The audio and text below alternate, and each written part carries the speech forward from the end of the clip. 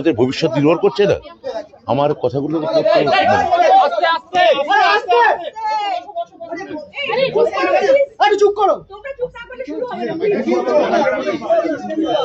আমি 5 মিনিট পরে নামি না, হচ্ছে না। ওই চেঁচাচ্ছে, নীল টুপি চেঁচাচ্ছে, কে, কোন চ্যানেল?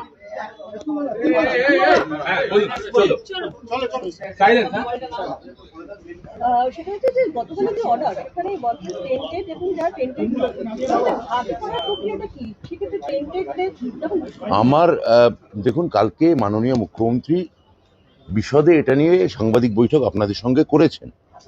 আমার আর বলার বিশেষ কিছু অবকাশ আছে বলে বা পরিসর আছে বলে আমি মনে করি না। আমি খালি একটা কথাই বলতে পারি, আজকে তো স্কুল সার্ভিস কমিশনও সাংবাদিক বৈঠক করেছে, ফলে যা মূল কথাটা লিগ্যাল বা টেকনিক্যাল ক্লারিফিকেশন তো ওরাই দেবে। আমি যেটা আমার বিভাগীয় দায়িত্ব থেকে বলতে পারি যে আমরা মুখ্যমন্ত্রী যা বলেছেন সেই অনুযায়ী সর্বতোভাবে আমরা বঞ্চিত এবং যোগ্য যারা আছেন তাদের পাশে আমরা সর্বতোভাবে থাকব, মানবিকভাবে থাকব, রাজনৈতিকভাবেও থাকব। 1, 2 এই যে আপনারা যেটা বলছেন টেন্টেড বা আনটেন্টেড,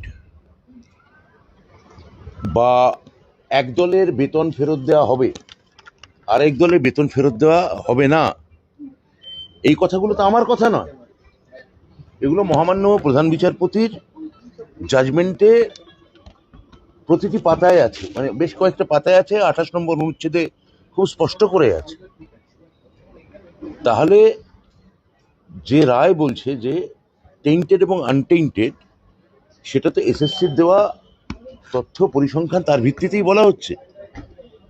তাহলে আপনারা যেটা বলছেন যে যোগ্য বা অযোগ্য এসএসসি ভাগ করতে পারেনি তা নয়, হয়তো বলতে পারেন তাতে কোর্ট সম্পূর্ণত কোর্ট সেটা বলেওছেন মাননীয় যে তারা সন্তুষ্ট হচ্ছেন না, কিন্তু যোগ্য অযোগ্যের একটা ভাগাভাগি নিশ্চিতভাবে প্রধান বিচারপতি রায়ের পর আমরা বুঝতে পারছি, এবং যারা যোগ্য এবং বঞ্চিত তাদের একটা মানবিক দৃষ্টিভঙ্গি যাতে সব তরফ থেকে বেরোয়, আমি সেই আবেদনও এই সূত্রে করব।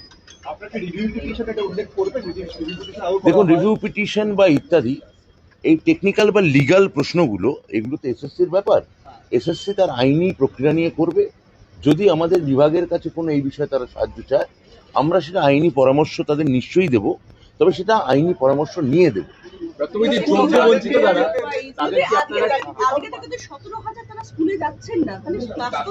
আমার মনে হচ্ছে যে এটা এই তথ্য ঠিক নয়, বিশেষত গতকাল